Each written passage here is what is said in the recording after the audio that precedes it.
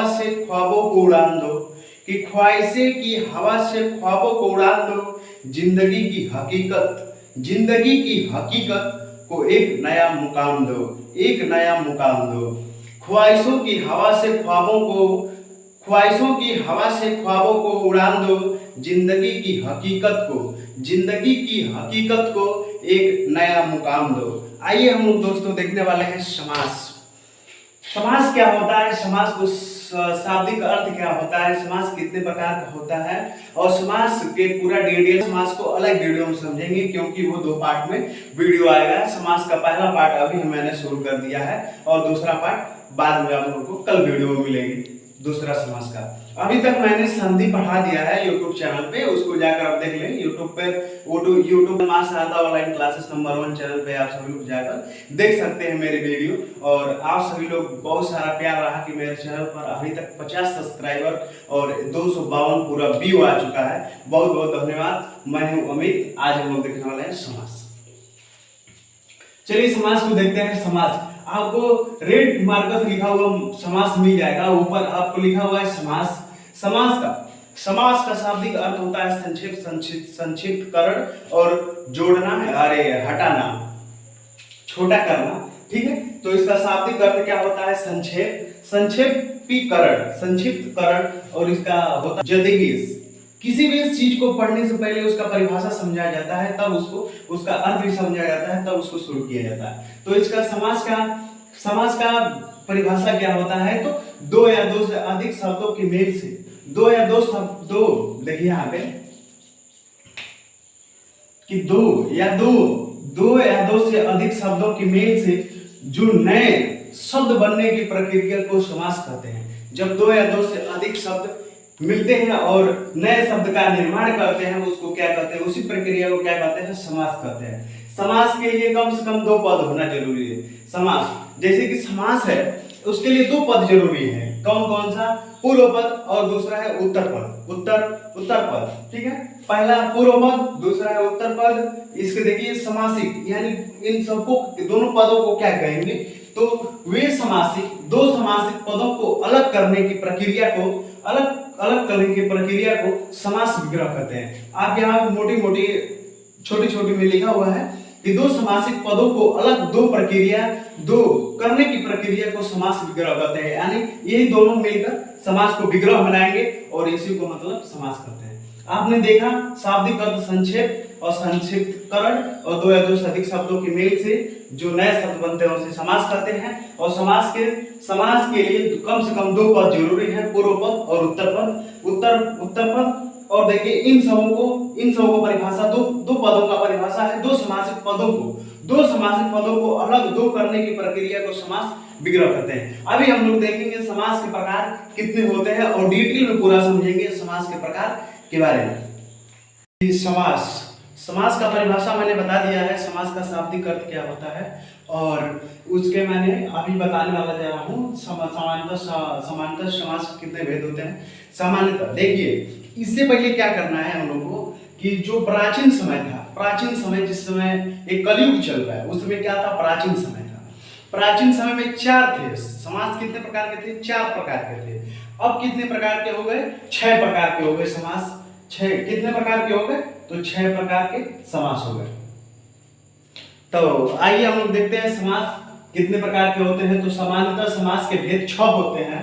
पहला है अव्ययी समास, दूसरा है तत्पुरुष समास, तीसरा है द्वंद्व समास, चौथा है कर्मधारय समास, पांचवा है द्विगु समास, छठवां है बहुव्रीहि समास। ठीक है, बहुव्रीहि समास। छठवां क्या है, बहुव्रीहि समास। समास को पहचानने का ट्रिक मैं अभी इस वीडियो में एक्सप्लेन करूंगा आप सभी के सामने। और ये वीडियो अगर अच्छा लगे तो आप लोग चैनल को सब्सक्राइब और लाइक, शेयर और कमेंट। अव्ययी समास हम लोग पहले क्या देखेंगे, अव्ययी समास। इसका पहले हम लोग परिभाषा जानेंगे और डिटेल में इसको समझेंगे कि अव्ययी समास क्या होता है।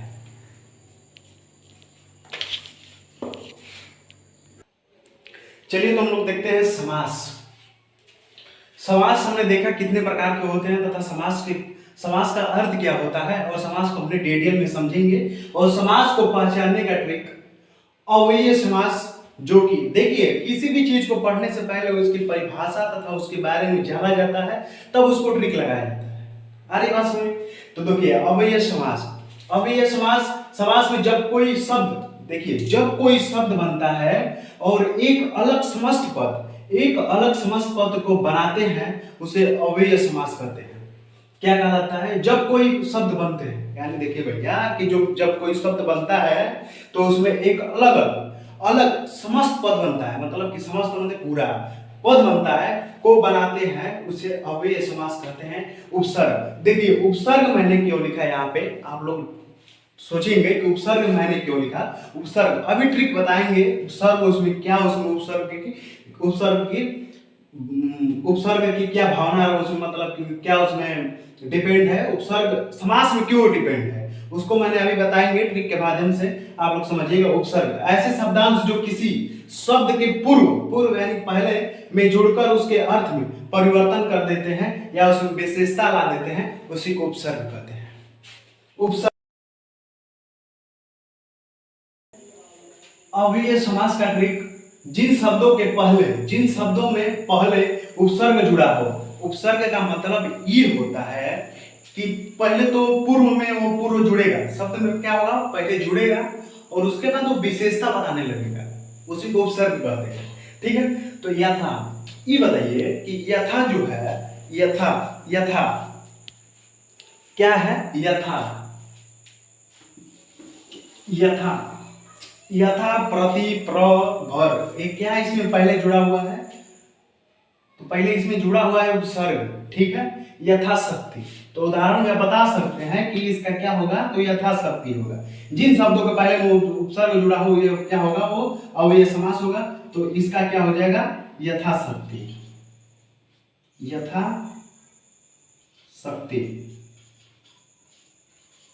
आ रही है बात समझ में? ये हो गया पहला, प्रतिदिन,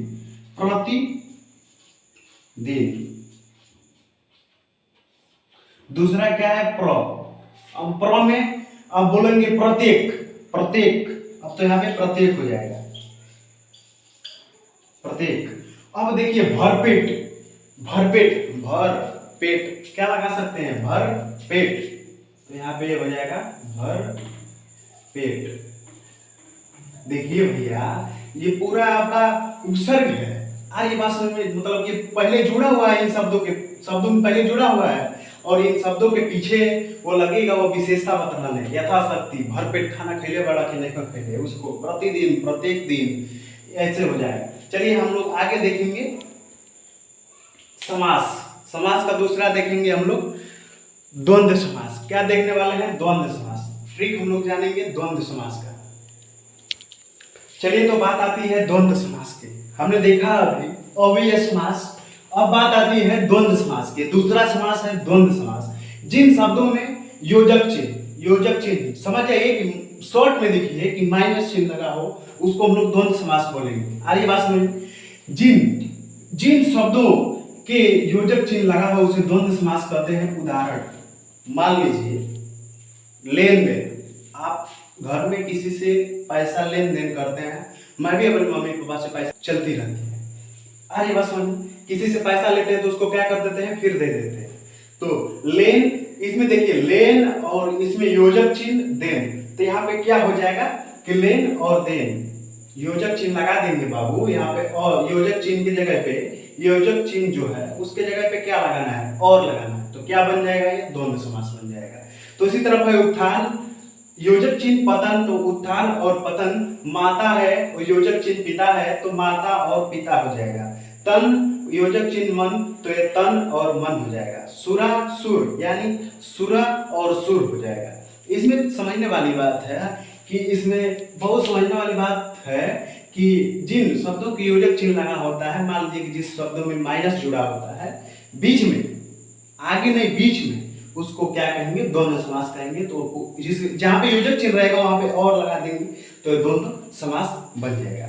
चलिए हम लोग देखते हैं अगला कर्मधारय समास। चलिए तो हम लोग देखते हैं कर्मधारय समास। कर्मधारय समास शब्द के दूसरे पद की विशेषता बताई जाती है, उसे हम क्या कहते हैं, कर्मधारय समास कहते हैं। पद के दूसरे मतलब शब्द के दूसरे पद की विशेषता बताई जाती है उसे हम क्या कहते हैं, कर्मधारय समास कहते हैं।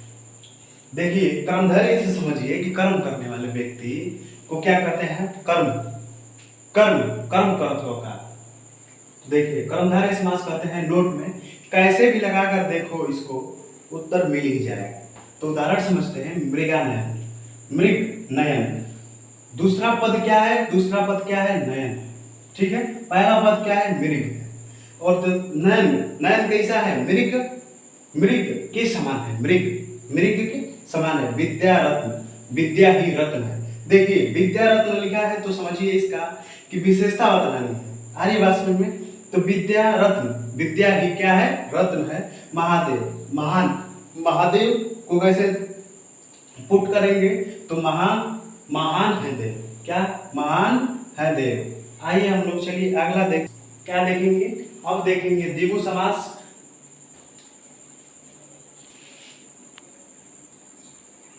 चलिए तब हम लोग देखते हैं द्विगु समास का ट्रिक। द्विगु समास को हम लोग कैसे पहचानेंगे, इसमें देखिए इसमें पहले क्या आएगा, पहले संख्यावाचक शब्द आएगा तथा इसमें गिनती आने वाले शब्द को हम द्विगु समास कहते हैं। ठीक है, इसमें संख्यावाचक समूह मतलब संख्यावाचक समूह आएंगे, उसको हम लोग क्या कहेंगे, द्विगु समास कहेंगे। चौराहा, चौराहा, चार राहों का समूह, चौराहा। देखिए यहाँ पे उदाहरण लिखा हुआ है, चौराहा, चौराहा, चौराहा। चार राहों का समूह, सप्ताह, 7 दिनों का समूह। त्रिवेणी, 3 नदियों का समूह। त्रिवेणी का मतलब होता है नदी, 3 नदियों का समूह। चलिए हम लोग आगे देखते हैं बहुव्रीहि समास, बहुव्रीहि समास।